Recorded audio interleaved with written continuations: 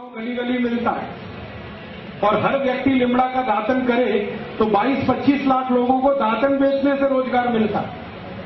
पैसा तो बचता ही है कॉलगेट, यहां के लोगों को रोजगार मिलता है। माताओं बहनों से निवेदन है कि अमेरिकन कंपनी की क्रीम ना लगाएं, फेयर एंड लवली। आप बोलेंगे जी इसी से तो गोरापन आता है। फेयर एंड लवली को मैंने 4 साल एक भैंस को लगा के देख लिया है, वो अभी भी काली है।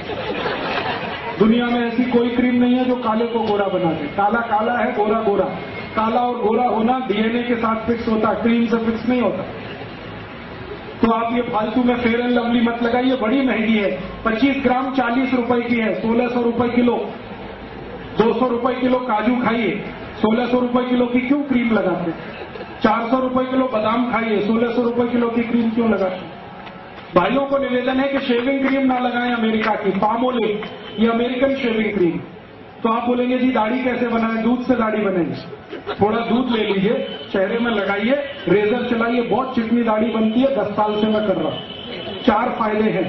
पहला फायदा है कि दूध लगाओ तो चेहरे की चिकनाई बढ़ती है, तो रेजर आसानी से चलता है, तो ब्लेड की लाइफ बढ़ जाती है। एक ब्लेड 8-10 बार दाढ़ी बना देता है। दूसरा फायदा है कि दूध से दाढ़ी बने तो दूध की बिक्री बढ़ती है, मुनाफा खेडूतों को मिलता है। तीसरा फायदा, दूध लगाओ तो क्लींजिंग एजेंट है दूध, चेहरे की गंदगी सारी निकाल देता है, तो चेहरा चमकता है, फोकट में स्मार्ट हो जाते हैं। मुफ्त में स्मार्ट बनने का फॉर्मूला बता रहा हूं, दूध से दाढ़ी बनाए। और आप सभी से विनती है कि दूध से भी नहाइए, दाढ़ी तो बनाइए, आप सब दूध से नहाइए, क्योंकि भारत में कहा जाता है दूधो नहाओ पूतो फल।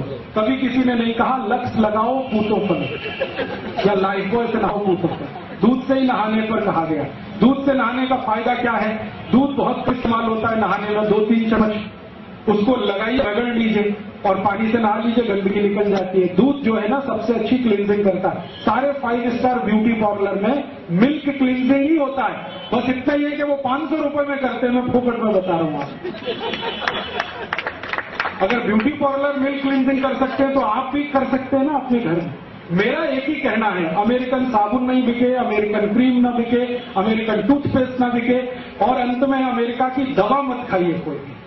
बहुत अमेरिकन कंपनियां यहां के दवाएं बेच रही हैं, जैसे विक्स, ये अमेरिकन कंपनी की दवा है, विक्स, बेनेड्रिल, और अमेरिकन कंपनी की दवाएं हैं। एलिमिली एक बड़ी अमेरिकन कंपनी है, जॉनसन एंड जॉनसन एक बड़ी अमेरिकन कंपनी है, प्रॉक्टर एंड गैम्बल, ये सब दवाएं बेचने आए हैं, धंधा करने।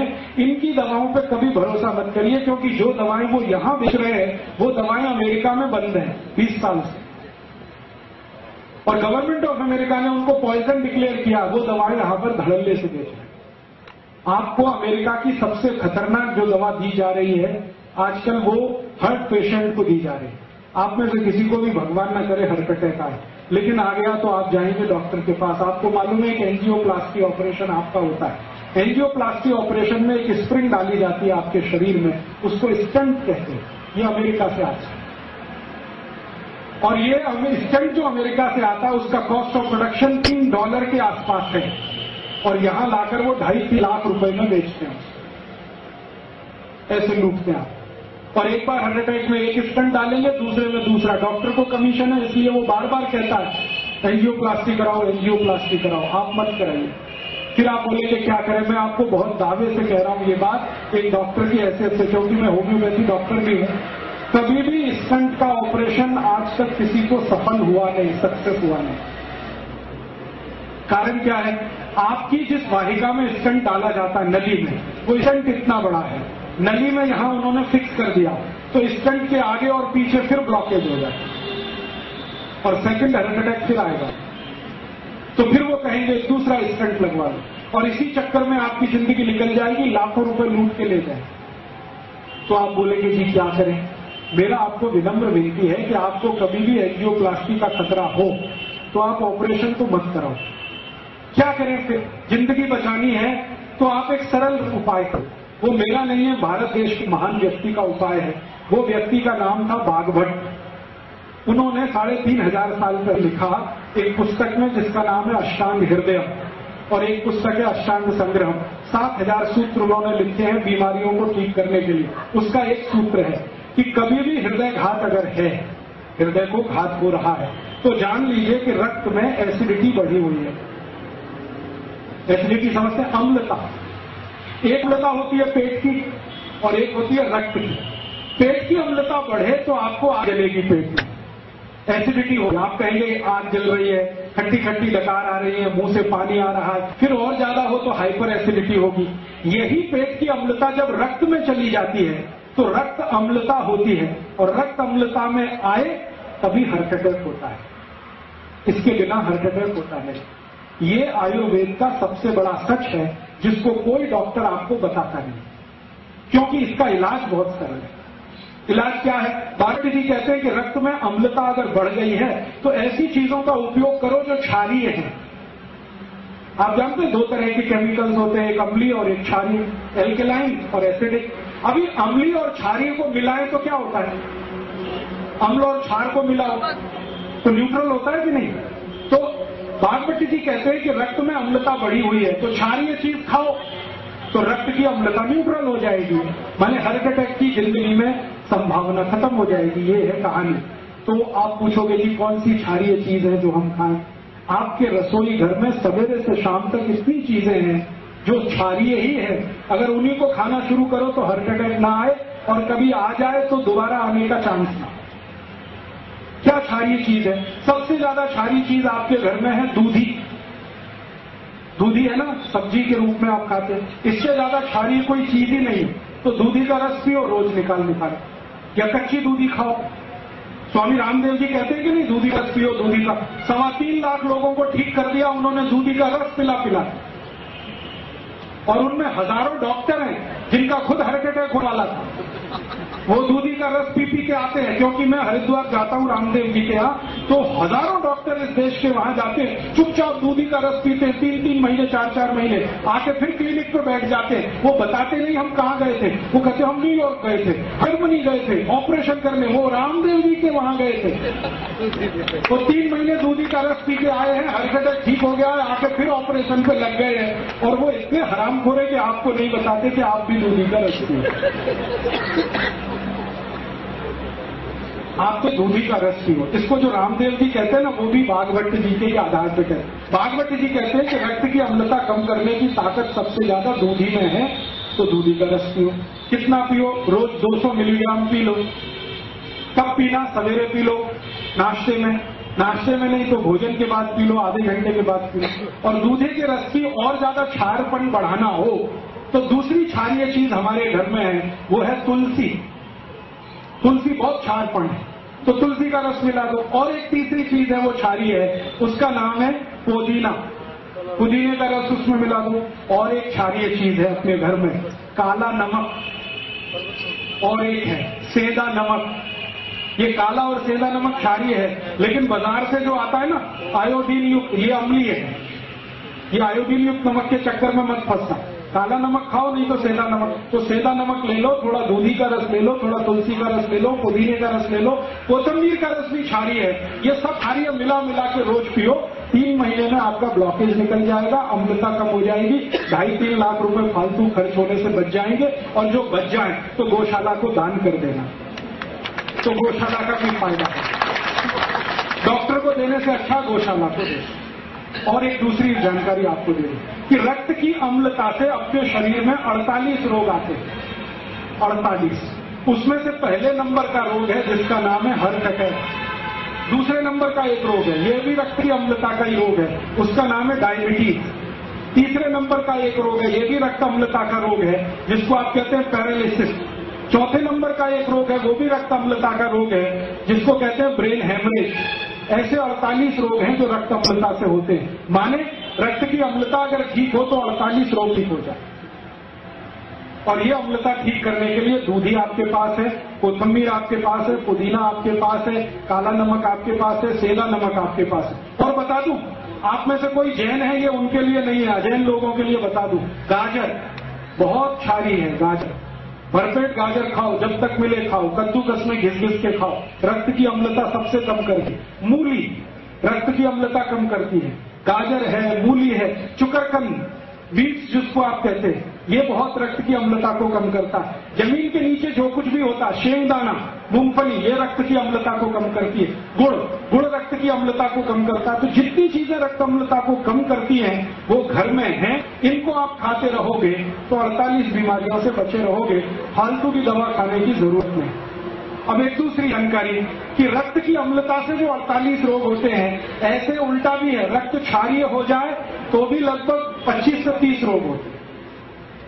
तो आप बोलेंगे अब इसके लिए क्या करें? अगर रक्त क्षारीय हो गया है तो अम्ल की चीजें ज्यादा खाओ, अम्लीय चीजें ज्यादा खाओ। अम्लीय चीजें क्या है आपके पास? संतरे का रस, मौसम्बी का रस, नींबू का रस, अनार का रस, ये सब अम्लीय चीजें हैं। इनको ज्यादा खाने लगो, क्षारपन ठीक हो जाएगा तो क्षारीयता की बीमारियां खत्म हो जाएगी। तो आप बोलेंगे और क्या करें? 2-3 बातें और कर लो तो अच्छा है, मैं करता हूं वो आप भी कर लो। बीमारी मत पड़ो, चक्कर ही नहीं है सारा। ये तो सब झंझट तब है जब आपकी अम्लता बढ़े या क्षारता बढ़े। आप बीमारी मत पड़ो, स्वस्थ रहो, तंदुरुस्त रहो, मस्त रहो। मैं जब आया था ना वापी, तब से आज तक कोई डॉक्टर के पास नहीं गया, 10 साल हो गए, और अगले 10 साल जाने की तैयारी नहीं है मुझे, जब तक कि कोई मुझे गोली से ना मारे और बम ब्लास्ट से ना मारे, तब तक तैयारी नहीं है। मेरी गलती से तो बीमार होता नहीं, आप भी वो गलती मत करो। आप बोलोगे कि हम क्या गलती कर रहे हैं? छोटी छोटी कुछ गलतियां जो रोज हम करते हैं वो कर दो, बीमारी ही नहीं आए। मैंने वो बंद की है। जब से मैंने भागवत का अष्टांग हृदयम पढ़ा, तब से मेरी जिंदगी में मैंने कुछ नियम बनाए, वो आप भी बना लें। भागवत ने अष्टांग हृदयम में 10 नियम कहे हैं, जो कोई भी पालन करे तो जिंदगी में बीमार ना हो। मैं वो नियम पालन करता हूं, आप भी करें। बहुत सरल है, बहुत आसान है, कोई भी कर सकता। क्या नियम है? भागवत ने सबसे पहला नियम बताया, जिंदगी में कभी बीमार नहीं पड़ेंगे आप। वो ये कहते हैं खाना खाने के तुरंत बाद पानी मत पियो। उन्होंने संस्कृत में कहा भोजनांते विषमवारी, भोजन के अंत, भोजनांते माने भोजन अंत, विषमवारी, विष माने जहर। तो भोजन के अंत में पानी जहर जैसा है, ये है सूत्र। तो भोजन के अंत में पानी मत पियो। आप बोलेंगे जी कब तक ना पिए? 1.5 घंटे तक मत पियो, उसके बाद पी लो। तो आप कहेंगे बड़ी मुश्किल बात है, 1.5 घंटे कैसे रहे बिना पानी के? तो भागवत जी कहते हैं कि भोजन के तुरंत बाद कुछ पीना है तो छाछ पी लो, और कुछ पीना है तो दूध पी लो, और कुछ पीना है तो कोई फल का रस पी लो, जूस। पानी 1.5 घंटे बाद पियो, अब तो चल जाएगा।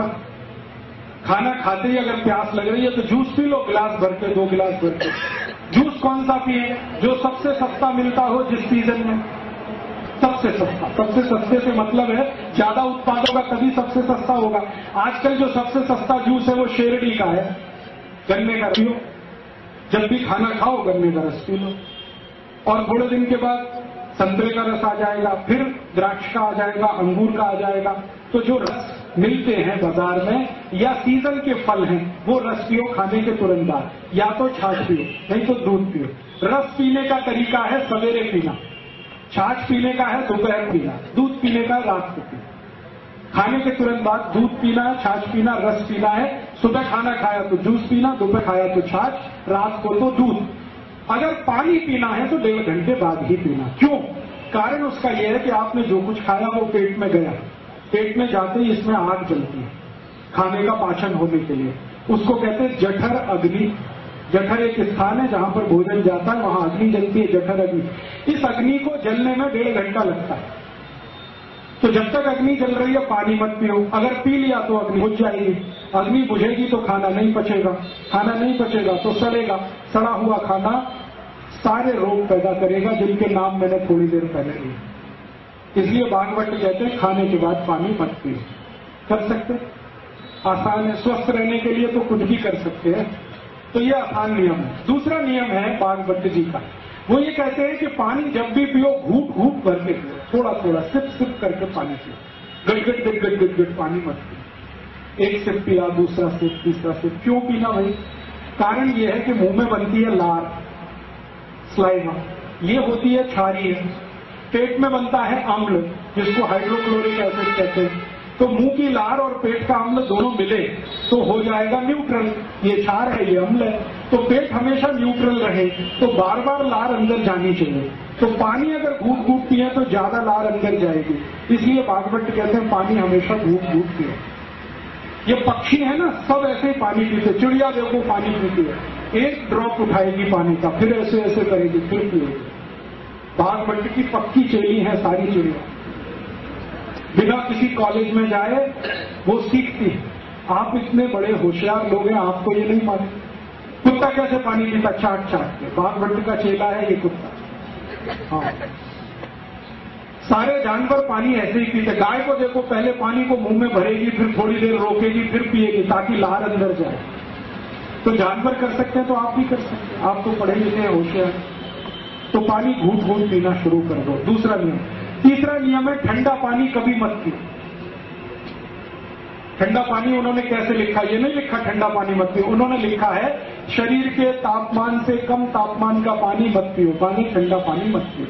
अब ठंडा पानी से मतलब फ्रिज का पानी मत पियो, बर्फ डाला हुआ पानी मत पियो। क्यों नहीं पिए? मैंने इसका देखा एक्सपेरिमेंट करके कई मरीजों पर।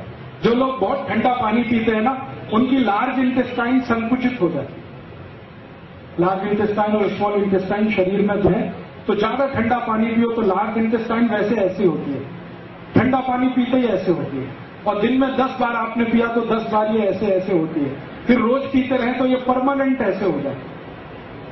अब जब लार्ज इंटेस्टाइन संकुचित हो गई तो सवेरे आप जब संडास घर में जाएंगे तो पेट साफ होगा ही नहीं, क्योंकि ये संकुचित है। दुनिया में मैंने देखा है, जो लोग चिल्ड वाटर पीते हैं, अमेरिकन यूरोपियन लोग चिल्ड वाटर पीते हैं। पानी फ्रिज में रखेंगे, ऊपर से बर्फ डालेंगे, फिर पिएंगे।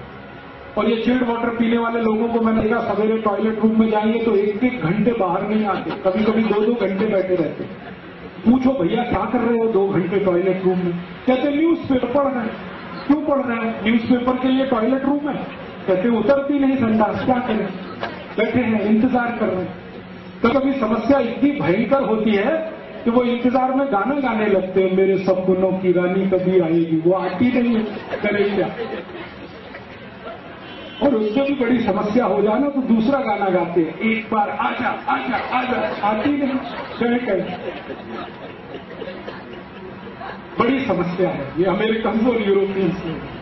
आप ये समस्या अपने शरीर में मत लाओ, माने कब्जियत मत होने दो, कॉन्स्टिपेशन मत होने दो, माने ठंडा पानी मत पियो। पानी फिर कैसा पिए? हल्का गर्म पानी पीते रहो। अगर जैन है तो बहुत अच्छा, अजैन है तो भी पानी पक्का हुआ माने गर्म किया हुआ पानी ही पियो। थोड़ा गुनगुना रहे तो बहुत ही अच्छा। और चौथा सूत्र है, सवेरे उठते ही सबसे पहले पानी पियो। चाय से पहले पानी पियो। कितना पिए? 3 गिलास पी लो, बिना प्यास के पी लो, थोड़ा थोड़ा घूट घूट भर के पी लो। क्यों? रात भर आप सोए, मुंह में जो लार बनी है ये बहुत कीमती है, ये अंदर जाए तो बहुत अच्छा।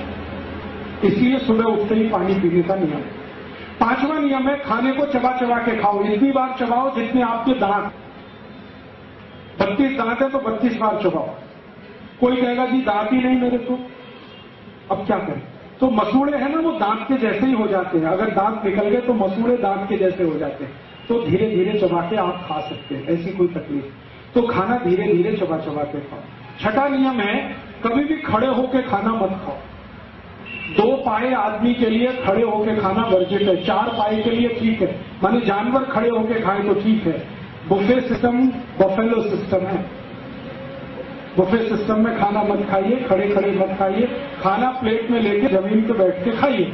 आप बोलेंगे जी शादी में गए हैं तो क्या, एक प्लेट में खाना लेके कहीं बैठ के खाइए, तो आप कहेंगे दूसरे लोग हंसेंगे, हंसने दीजिए, वो मूर्ख है इसलिए हंस रहे हैं। मूर्ख लोग बहुत बार हंसते। आप जमीन पर बैठ के खाने लगेंगे, वो भी आपकी नकल देख के करने लगे। तो आप बोलेंगे जी घर में तो डाइनिंग टेबल है, क्या करें, बेच दो इसको, और क्या करें? कचरा सब घर में थोड़ी रखा जाता है। आपने कबाड़ कहीं से लाया और घर में सजा लिया तो अब कबाड़ तो कबाड़ ही है ना, वो हीरा सोना पन्ना तो नहीं होने वाला। और डाइनिंग टेबल कितने इलाके में आपने रख के कितना एरिया घेर रखा, जरा सोचो। वापी में 1 स्क्वायर फीट कितने का है? 3000 का 4000, 4000 रुपए स्क्वायर फीट के एरिया को आपने डाइनिंग टेबल से घेर के रखा है, जो बिना किसी काम का। सोचो, दुनिया बुद्धि लगाओ ना, कुछ व्यापारी बुद्धि लगाओ। इतना एरिया कवर करके रखा, इससे अच्छा डाइनिंग टेबल ना रहे तो वो एरिया का कुछ तो उपयोग होगा, बैठने में ही काम आएगा। तो आप बोले कि अब तो खरीद लिया डाइनिंग टेबल, अब क्या कर सकते हैं, तो मेरी बात मानो, उसके पांव काट दो डाइनिंग टेबल से तो तुरंत नीचा हो जाएगा। उसको पटरे की तरह से इस्तेमाल करो, जमीन पे बैठ के उस पे थाली रख के।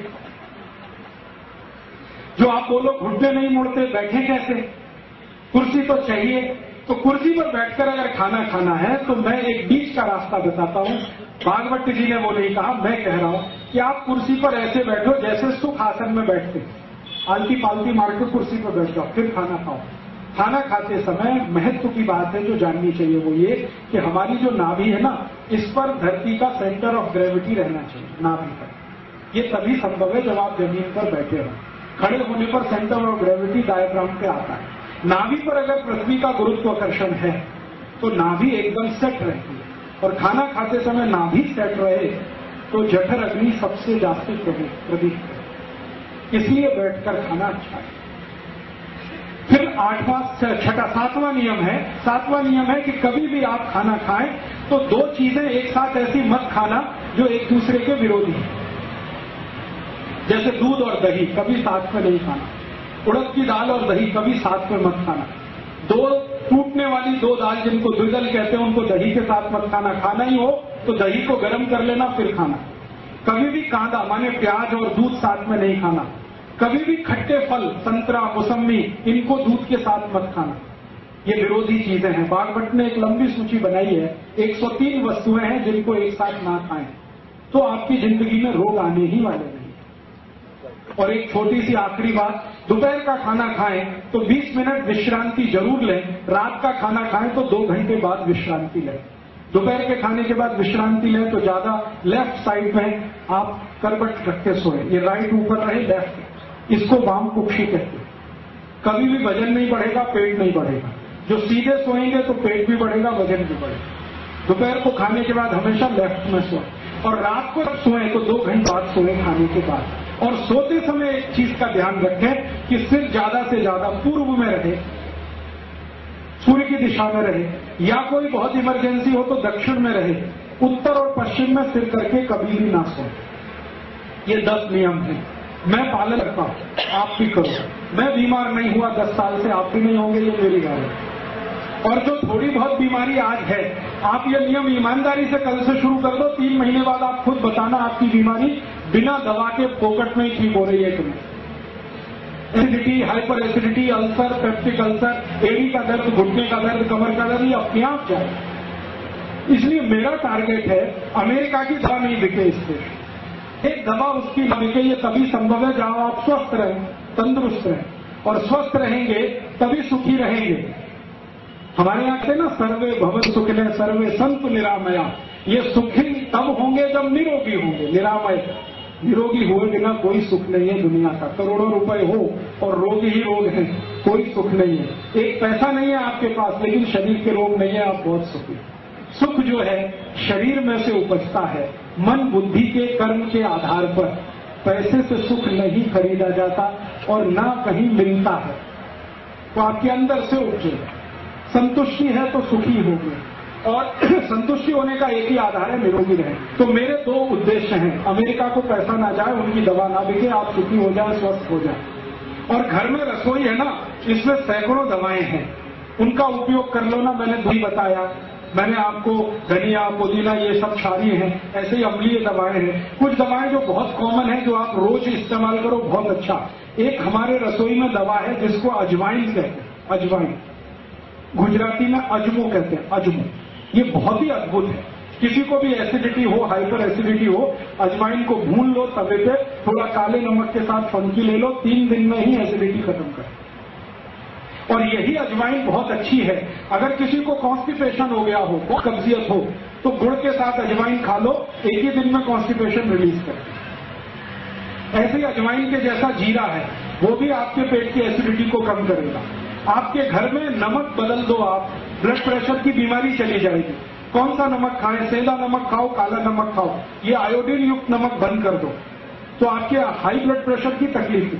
तो ऐसी बहुत सारी चीजें आपके पास साधारण सी हैं, इनका आप उपयोग कर लो, बीमारियों से बच लो, दवाओं के पैसे कम हो जाए खर्च होना, देश की सुरक्षा बढ़ जाए उससे, और देश का बहुत ज्यादा लोगों का सुख और समृद्धि बढ़ जाए। ऐसी मेरी भावना है। शुरू हुआ वहां से और अंत यहां पर है। जीवन को थोड़ा सरल, आसान, हिंदुस्तानी, स्वदेशी, भारतीय बनाओ। पहले भी मैं 10 साल पहले आया था, यही बोल के गया था, be Indian buy Indian. Be Indian का माने भारतीय बनो, भारतीय वस्तुओं का उपयोग करो। अब भारतीय वस्तुएं क्या हैं? भारतीय भोजन, भारतीय भजन, भारतीय भेषज माने औषधि, भारतीय भाषा, भारतीय भूषा, ज्यादा से ज्यादा इनका उपयोग करो। विदेशी भूषा माने विदेशी कपड़े, विदेशी भोजन माने pizza, burger, hot dog, cold dog, chowmein मत खाओ। हिंदुस्तानी भोजन ज्यादा करो। विदेशी भजन, जो विदेशी गाने हैं मत गाओ, मत सुनो। स्वदेशी गाने गाओ, स्वदेशी भजन सुनो। जितना बने उतना आप करो तो देश अपने आप करेगा। हमारे यहाँ एक कहावत है, महाजन येन गता से पंथा, माने जिस रास्ते बड़े लोग चल पड़ते हैं ना, समाज के बाकी लोग उसी तरफ चलने लगते हैं। आप सब महाजन लोग हैं, माने श्रेष्ठ लोग हैं। आप इस रास्ते चलेंगे, नीचे वाले अपने आप चलेंगे। मैंने मुंबई में देखा, करोड़पति लोग जब से लिमड़ा का दातन करने लगे, रोडपति लोगों ने भी दातन शुरू कर दिया। और मुंबई में हर साल दातन की बिक्री बढ़ रही है, कॉलगेट की बिक्री घट रही है। लाखों लोग रोजगार पाते हैं मुंबई में, जो दातन बेचते हैं सड़क पर या तो रेलवे प्लेटफॉर्म पर। तो हम कर सकते हैं, हमारे सामने ये है। आदर्श है, देश को खतरे से बचाना है, और आपकी वही भूमिका है जो सैनिकों की होती है। सैनिक सीमा पर खड़े होकर शत्रु से देश की रक्षा कर रहे हैं। आप देश के अंदर रहकर जो शत्रु आ रहा है उससे देश की रक्षा करें। ऐसी भावना के साथ आपका आभार। आपने बड़े ध्यान से सुना, बहुत आभारी हूँ। दूसरों को ये बताएंगे और भी आभारी रहूंगा। ये जितनी बातें मैंने कही हैं, दवाओं की, औषधियों की, ये किताबें भी लिखी हुई हैं, पीछे है, आप ले लेना। हमारा कार्यकर्ता नीलप्पा, उसके पास किताबें हैं। रसोई घर की सारी दवाएं, औषधियां उन किताबों में, किससे क्या होता है, किससे क्या होता है। अष्टांग हृदयम के जो 10 सूत्र दिए, उनके और ज्यादा सूत्र पढ़ने हो तो वो भी किताब है। अपने शरीर को जितनी भी बीमारियां होती हैं, चर्म रोग की, कैसे दूर करें, घर की दवाओं से, वो भी किताबें हैं, आप ले जाइए। कभी भी मैंने किसी किताब पर कॉपीराइट नहीं माना है। आज भी कहता हूं, कोई पुस्तक पर कॉपीराइट नहीं है, सबको कॉपी करने का राइट है। आपको अच्छा लगे तो मेरा नाम निकालकर अपना छपा लेना, अपने नाम से किताबें बना लेना। मैं कभी मुकदमा लड़ने आपके खिलाफ नहीं आऊंगा। और जो कुछ मैंने बोला है, इसकी सीडी भी है। पहले तो कैसेट थी, अभी सीडी है। 40 घंटे की ऑडियो सीडी है, वीडियो सीडी है। आप ले जाइए, कॉपी कर करके लोगों को बताइए, ताकि ये विचार जल्दी से फैले और लोगों तक ये दूर तक पहुंचे। तो शायद चेतना ज्यादा हो, और चेतना बढ़ेगी तो देश जरूर बेहतर होने वाला है। आजादी बचने वाली है, सभ्यता और संस्कृति रहने वाली है।